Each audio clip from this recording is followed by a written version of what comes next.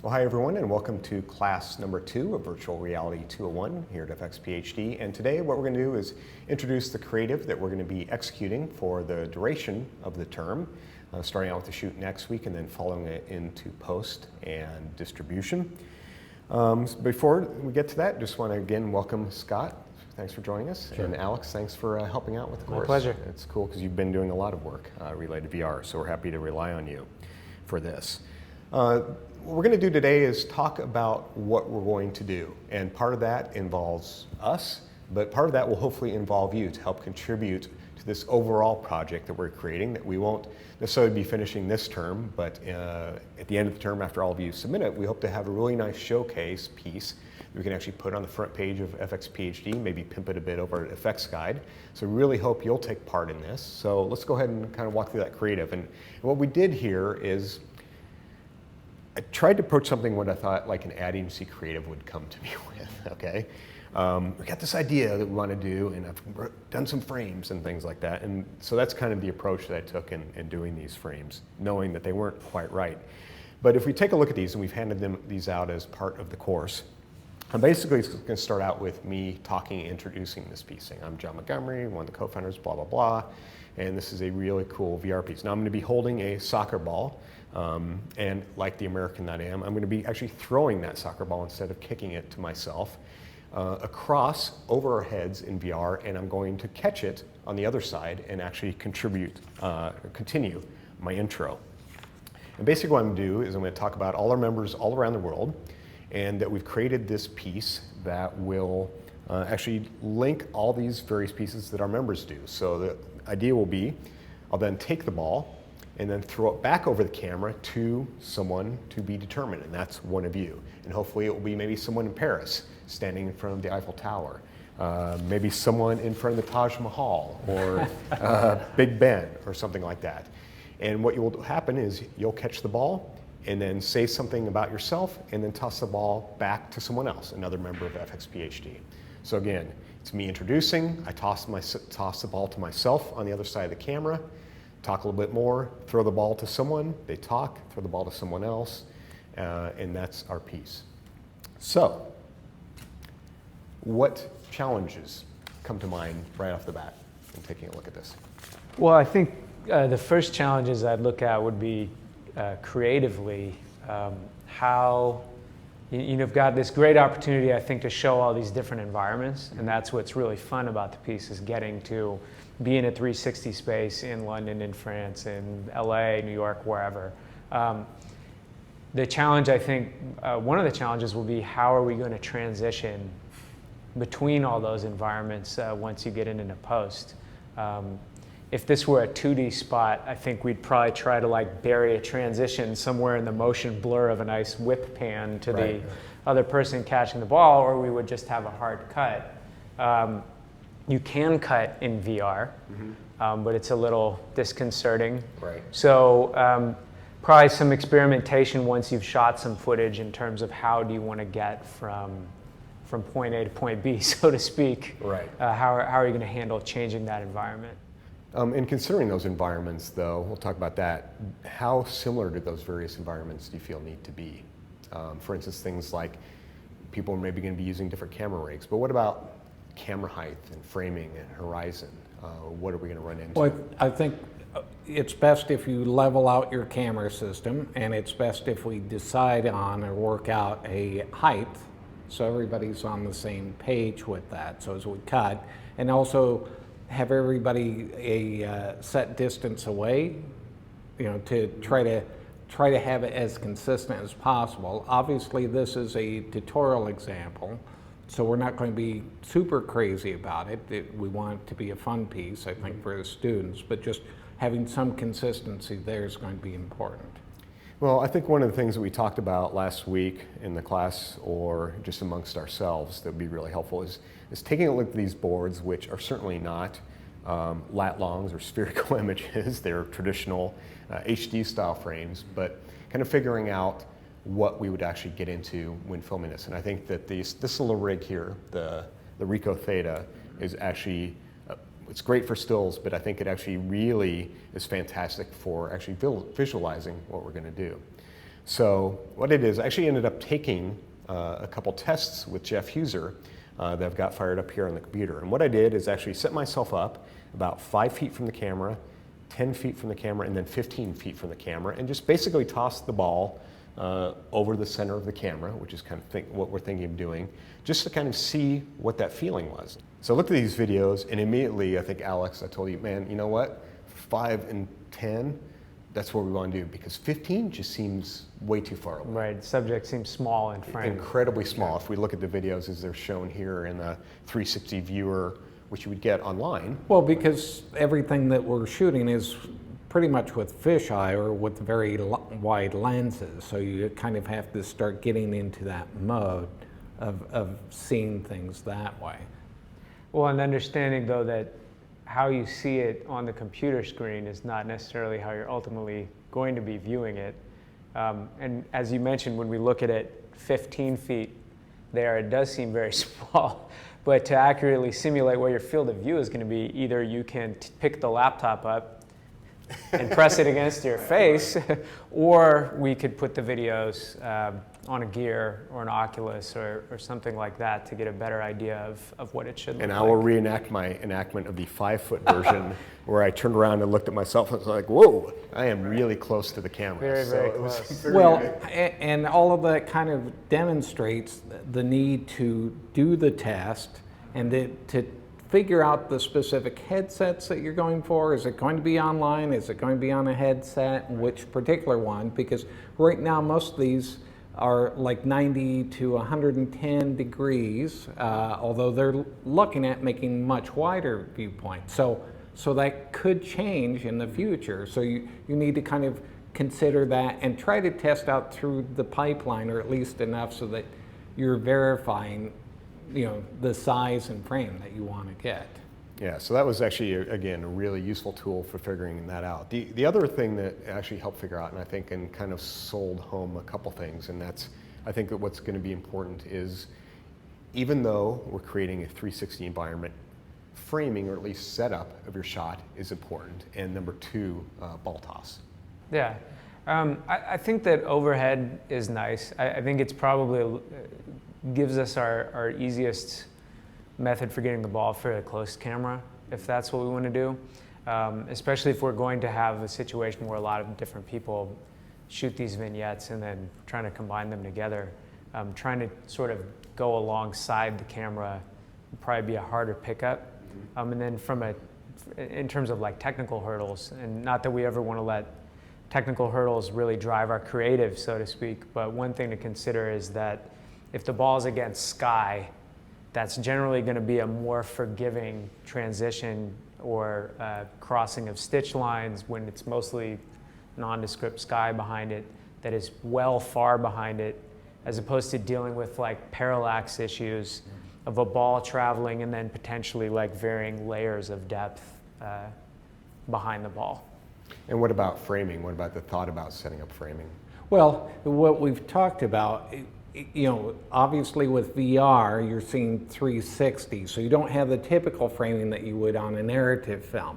But framing is still critical because whether it's 2 people throwing a ball, ping pong, or 2 actors, the question is, where do you want to place that camera? Because if you place it far enough back, then the person can view both of that, and once again, depends on the field of view that you're going to finally see it, without moving their head, or you could be a little bit closer so they move their head slightly, or you could be right in the center. And that's kind of where we are with this. So now we're having the audience do that. And that's one of the problems, you know, with, which I've seen in some other things, is you end up with audience whiplash. You know, they're doing this. So what we'll probably ask the people to do is hold on to the ball for a moment and talk, or say, here I am, whatever, and then toss, so it's not like a constant thing. And obviously the audience has the option of just turning their head sideways instead of trying to follow the ball, you know, but it does give a good cue over. But that's part of it, is just trying to get big enough so that you could see people clearly, or whatever you want to see, but not so much that people have to constantly move their heads. And it's important, I think, to remember what the viewer has control over and what they don't control. Your viewer, if we're doing a video, which is essentially going to be baked down into a lat long, the viewer is going to have a chance to control rotation, but not translation. So the viewer doesn't have the ability to reframe wider on the two people. Like you mentioned, two people having a conversation. Right. Well, if I'm doing this for an extended period of time just to see the person talking and the other person's reaction, that's not very comfortable. Now, I, as the viewer, don't really have the option to pull back and reframe once the video is finished. So you, the cinematographer, you, the director, have to consider that and think about, do you want a comfortable framing, or are you trying to make your audience uncomfortable? What's your creative goal there? Right. It really is like a whole new set of storytelling tools that are sort of at your disposal.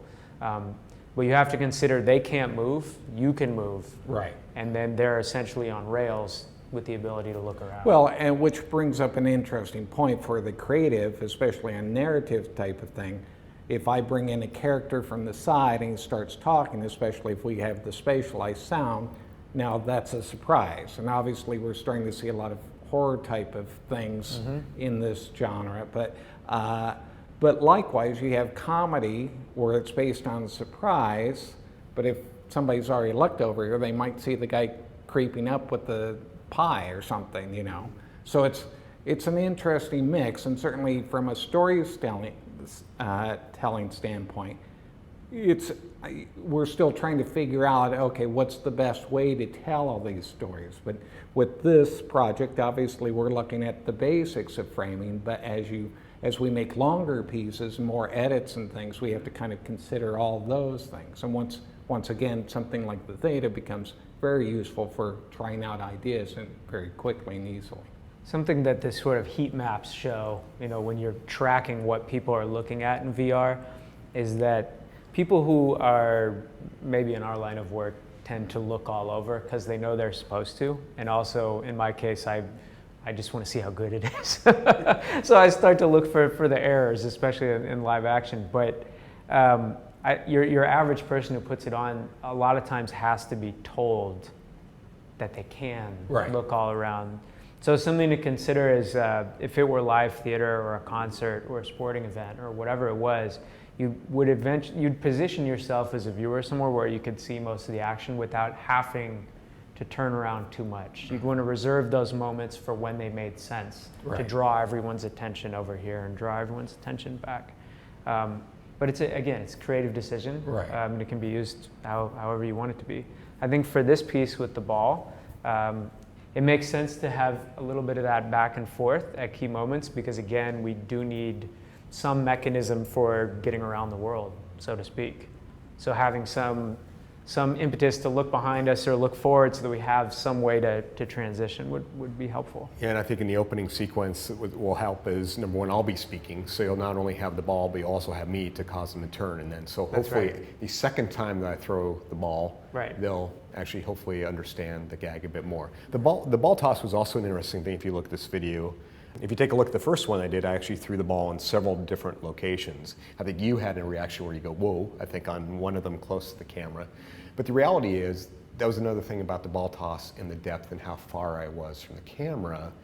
It was way easier and less jarring to actually follow that ball when you were further away. You could actually, if you wanted to, in the case farther away from camera, you could actually follow it.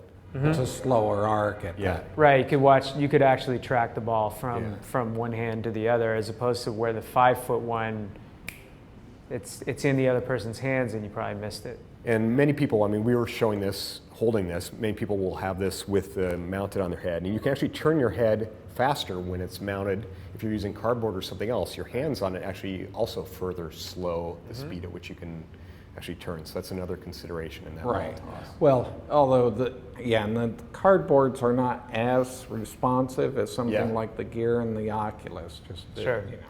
It's also, I think, important to differentiate creatively when you're sort of designing your VR shoot or whatever it is, to know that you're going to do it for head-mounted display as opposed to a 360 viewer on a computer, because those are two very, very different experiences, and having to sort of mouse back and forth to follow the ball, if it were happening too quickly, might be a little too much click and drag, whereas it's at least a little more intuitive and easy to turn your head around. Well, and likewise on the computer, you also have, with some of the different players, you can actually shrink it down or blow it up. So you have, That's right. as a user, you're able to do that, but once again, on the headsets, you aren't. Right. So I think our target market of choice will be the Gear VR, the S6 or the Note 4 or something like that. They're similar enough to have those considerations. And you'll see when playing around with the videos that we send out, taking a look at them in the Ricoh Theta app compared to actually looking at them on the headset, you can see firsthand what we're talking about. And it'll still be enjoyable, I think, for people who don't have access to a head-mounted display. Well, so that's the creative that we have here in this project, but there are other things that you need to consider if someone's going to bring you a job. A big one is movement. We decided intentionally not to deal with movement in this case, just to get the basics of the post and shooting correct. But what are the main considerations to be aware of regarding movement? Well, I think it comes back to what we discussed a little bit earlier, which is what the viewer has control over and what they don't. Viewer can't translate. So translation is a fun thing to do with the camera in VR. Viewer can rotate. So if rotation, forced rotation, I guess you would call it, if we're going to actually be rotating the camera rig ourselves, is something that makes a lot of people very uncomfortable when viewing VR.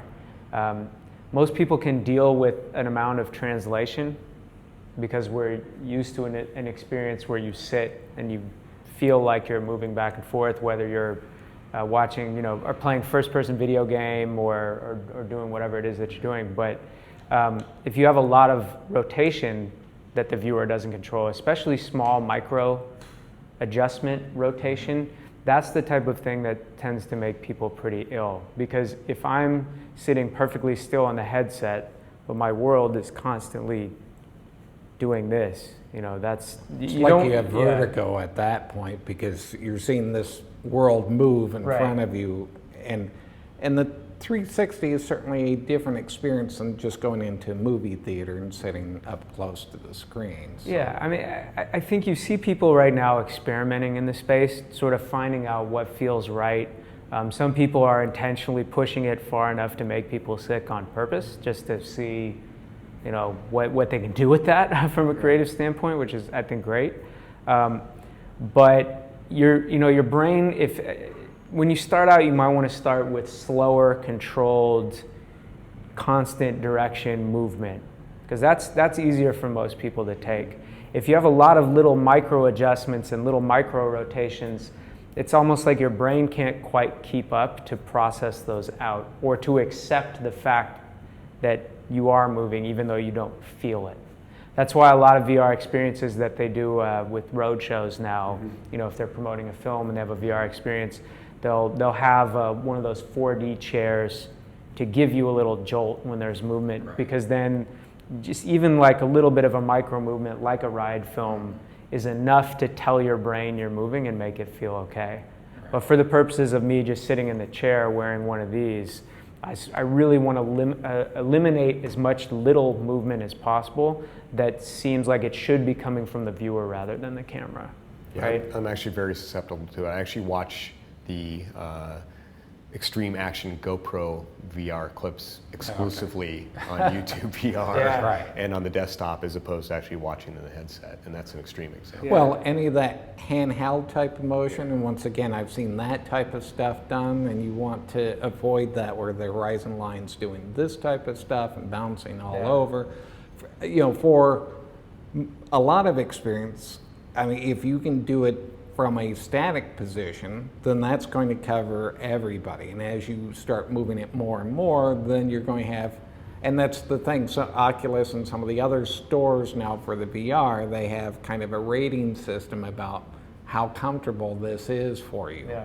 The other thing that you're looking at is also potential presence, the feeling that you're truly there. Now, if the camera's moving around, especially it's making odd moves, then that takes you out of that.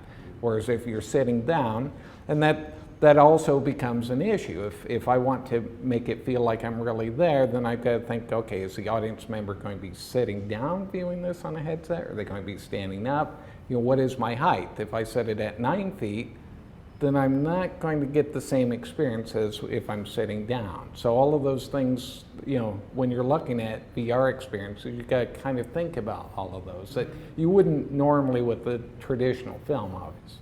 Well, I think some of the things we've learned from traditional filmmaking still apply. I mean, if you think of your favorite really long shots in films, like how many of them are static? Like not many. Right. If you're thinking about a Scorsese Steadicam shot, Right. or that amazing shot that begins Gravity, what makes those work is the movement. And VR is not too different in that. I mean, if you spend more than a few seconds completely static in a place, there has to be a lot or enough going on to hold your attention Sure.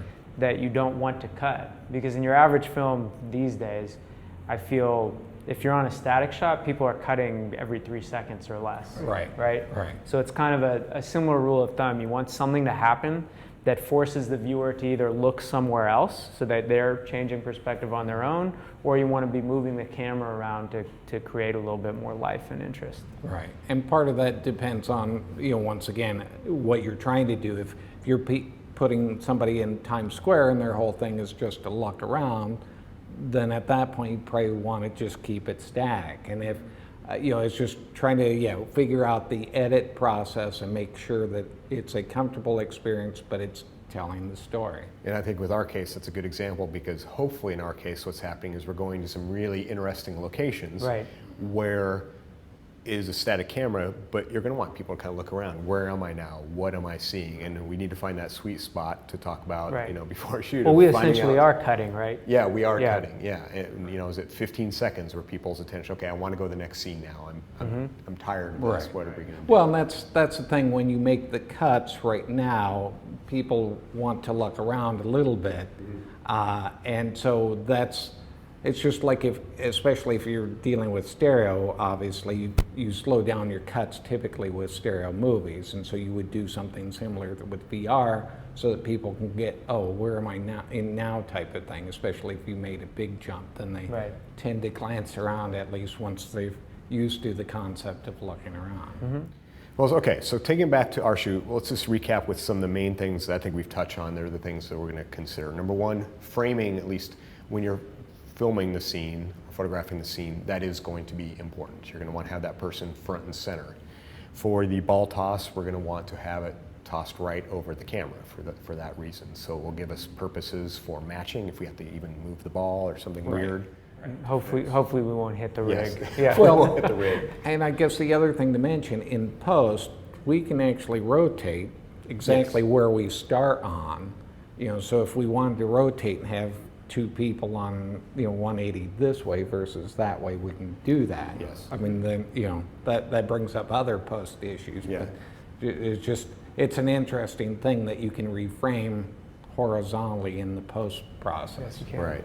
And then distance from the camera we've kind of looked at, and we'll look at it again, but it seems like that 15 foot, at least from the test I did of 5, 10, and 15, seemed much better. That seemed like a good mix between being able to clearly see the person and having enough time to track the ball. Because we are also Yeah. fighting the resolution of the image as well. The further Sure. I get from the camera, which is fine, you see less detail of me, but in general you want to Right. keep that kind of detail.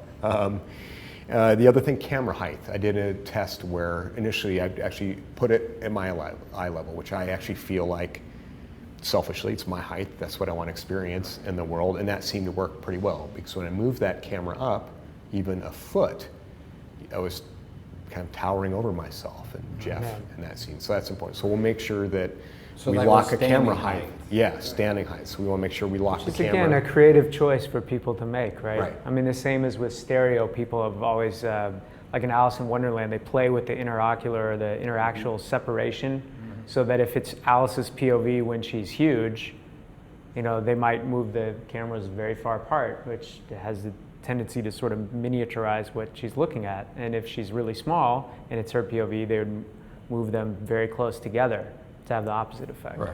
So same thing with camera height. Do you want to feel like very short, or that you're sitting on the grass, or do you want to feel very tall, or do you want to feel about average height? One thing I wish is I'd actually taken the camera down that opposite way, because I do feel that potentially it might be more interesting a little lower. Looking up might be easier to follow the ball, but that's another test to do. Well, before and the I shoot. think you had brought up earlier, Alex, the whole idea of you want to minimize jumping up and down between cuts. Right. You know, so you want to kind of keep a consistency. Obviously, we're doing this because of the planned shots, but even when you're going from disparate shots, you don't want to typically go, 9 feet up and then 5 inches off the ground, just It because takes it's people a moment to reorient, and Right. some people will not feel comfortable. They'll feel ill. It's the same as doing a depth edit with a stereo film Sure. and not wanting to jump to a convergence point that's, say, 2 feet away from your face when the last one was 100 feet. It takes your brain a moment to process. Right. So no different actually for camera placement when it comes to VR. And then the other thing is just pacing and timing of the little segments that we're doing. We want to make sure that we avoid that ping pong effect, because again, we've talked about and hit this nail, talked about it several times now. We just want to give people time to breathe and relax and not be bouncing back and forth. Unless they want to, they can look at what's happening behind the camera and see That's right. what's back there. That's You can one of the stare great at the things. ground the whole time if you please. Yeah. Feel free. No one can stop you. So now we've had this discussion, we've discussed this a lot, but you know what we haven't actually touched on, which is I think really important in telling, we haven't actually talked at all about gear at this point, right? I mean, which is actually, that's part of the process, is talk about the creative, talk about the other things that are related, and now have the creative of what we're doing drive how we're going to shoot. So let's talk about this in two parts, because I think we're going to have kind of different setups. First is this first part with the John twins, where I'm on camera, I walk kind of around the scene a little bit, and then throw it to myself. Right. Catch the ball, talk some more, and then throw it to person to be named later. It seems like with this, we don't need to actually film, and we can't really, because we need two of me to film in 360 all at once. So you had an interesting suggestion about an approach to use, which also frankly makes for a good learning experience on top of it. Right. Well, we talked about the possibility of that we could shoot this with a 360 rig, and just sort of use the fact that we shot some automatic clean plate where you're going to be while we shot you over here, just kind of patching you out until you're supposed to be there to catch the ball, or having you there the entire time if that's what you want. So there's actually two Johns at all times. There's some options there. We could still do that with the 360 rig, but we also have the option, depending on the nature of our environment, of shooting the whole thing single camera on a nodal head. Now, if we've got a lot of activity around you, you mentioned potentially going to a busy place like Venice Beach or something, then we would want a 360 rig because we want to capture all that activity. But if you were to be, as you were in the test, sort of alone in the street, we could shoot it all single camera. We shoot you in one location. We turn the camera around on its nodal axis. We shoot you in the other location. And then we would do on any VFX shoot where we want to get clean tiles of an environment, either for building a digital environment later, doing cleanup wherever we might tell production we need that and make everyone wait for us. We can then just take the camera and do like basically a pano. Sure. And if we've got a little movement of the trees or grass that we want to keep alive, maybe instead of doing stills, we're rolling on 10, 20 seconds of video, whatever it is. But then we would have the ability later to still stitch that into a 360 with the added bonus of it actually being far easier to stitch because we'd be rotating around a nodal point as opposed to dealing with the parallax issues that we're going to find ourselves faced with any 360 rig that we use. Right. So, I mean, and using that same technique, you can shoot inside a static room or something where things are not going to cross that line, or you're on a stage. Or you can take advantage of it like you're doing here, but I could have, one camera and shoot a band member for a music video at each location, or have specific action, as long as they remain within the seam lines, as it were. Right. You've got opportunities for action. And you do actually have the option for your subject to be moving around the center point, as long as it's slow enough that in following them with the camera, you aren't creating like a huge amount of rolling shutter or motion blur problems. Right.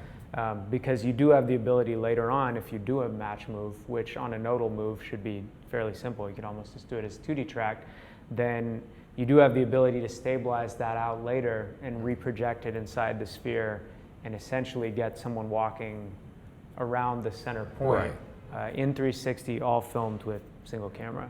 So a lot of fun options. Yeah, I think that's interesting. Again, something that's very approachable for the members to go out and try that. Those are all techniques, I think, apart from building this environment, that are familiar to us as visual effects artists. But one of the things we do want to do for this course is actually take a look at some principles and learn. And I thought you had a great idea, which is kind of splitting the difference between those two. And that's some kind of high-end rig, like a red rig with 2 fisheye lenses. Right. And what that would sort of give us is we would see some of the trade-offs that we make when we step up to a nicer camera body than a GoPro. We see what we gain and what we lose. And what we gain is image fidelity, control over exposure and color temperature, being able to gen lock the cameras and have our time code all be in sync, all the things that we can't really do with GoPros as they currently stand. But what we sacrifice is the closeness of the camera. Because of the sheer size of exactly. the rads, Like right? from a The practical fisheyes. standpoint, we are going to have a larger sort of translation separation between our camera bodies, and therefore be dealing with larger amounts of parallax. You mentioned fisheye lenses. Obviously, the wider your lens, the less camera bodies you need to get 360 degrees of coverage. So with like some of the red rigs I've used in the past, we've gone either all fisheyes or we've gone all fisheyes except for our Hero camera, which we do a regular lens because we want to maximize resolution around that area. The trade-off there, of course, being coverage versus crispness of image. Right. Because those fisheyes, you'll find, get really soft around the edges because of the distortion. So in undistorting those for projection, they tend to get pretty soft. Well, so that's one of the trade-offs by having less cameras. The wider lens, you can have less cameras, so it's less expensive. You also have less seams, and each of the seams is a problem as you get into post-production in terms of trying to make all that match. But as you say, you have more distortion, so you're going to have image quality issues if you push that too far. In reality, you'll have, with a true 180 fisheye, you'd have so much overlap, assuming you get your cameras reasonably close together, that you won't end up using most of that edge material anyway, because you probably have somewhere like 50% overlap, or enough that you can stay kind of in the sweet spot of those lenses. And that will be useful, and I think what we're going to do is show as part of that shoot is I'll walk through the scenes, so I'll cross over the scenes and the blend lines, so we can actually see with the obvious benefits of having synchronized shutters, as well as image control and grading control over the things. And we'll also see that, you know, doing that around a sort of a tighter cluster of smaller cameras like a GoPro rig, when you cross the seams, how difficult is it to repair that later on versus you crossing over when it's 2 fisheyes, seeing like how big the jump is between you and then the next closest object from a parallax standpoint. And so I mean, the sync is one of the major issues. Now, in theory, GoPro is supposed to come out sometime next 6 months or whatever with a synchronization solution for at least their rig, so it'll be interesting when that comes out. Well, the Hero 3s, I think a lot of people stuck with them. had sync for the stereo. Yeah, rigs. like people had figured out how to do that for VR. The 4s, I think, were disabled in the firmware. They changed, but they'll the probably. connector and so I'm forth. sure that, you know, GoPro will be coming out with their own VR solution sooner than later, and Yeah, and it's a neat mix because we are actually, as our second camera rig, so we're going to try and do this with the 2 high-quality rigs like the red camera and fisheye, but we're also going to use, similar to what we did in the boot camp, a GoPro rig, which is useful because it's fairly affordable. You can actually even rent the cameras. I talked about that before. The rig is compact. And the added benefit of, unlike this part that we're doing with me on camera, we're going to do it in a fairly controlled location, that part of it, so I'm not worried.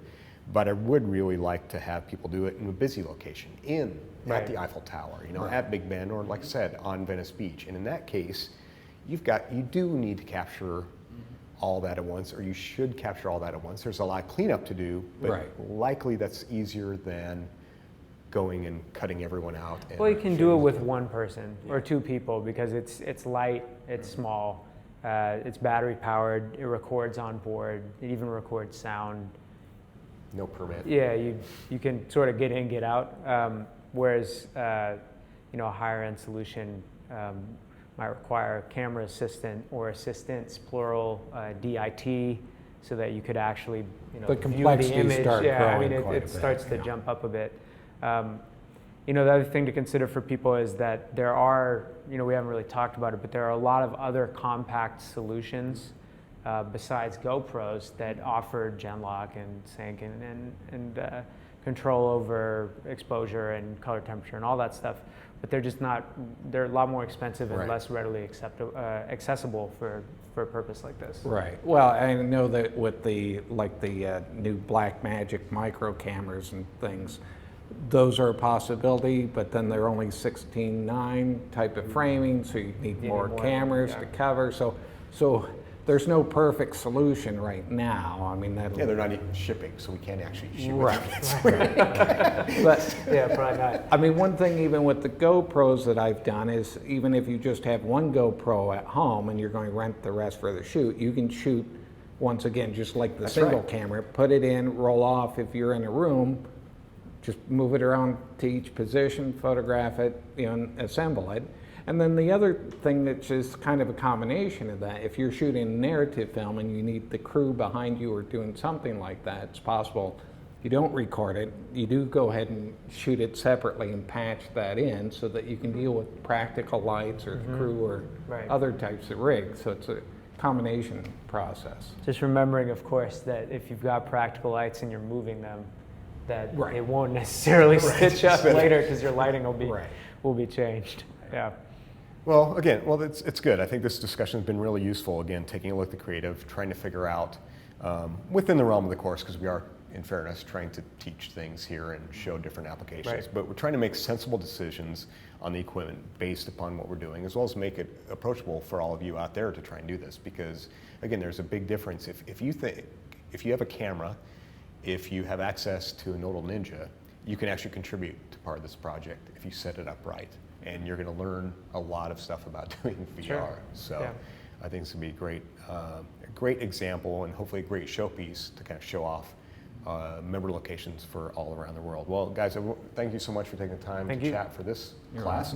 For our next class, we're actually going to dive into the shooting aspect of it, both the GoPro rig as well as the Red rig or something else if we end up doing that. If you have any questions, be sure to drop by the forums and ask. Until next time, thanks so much for being part of FX PhD. See ya.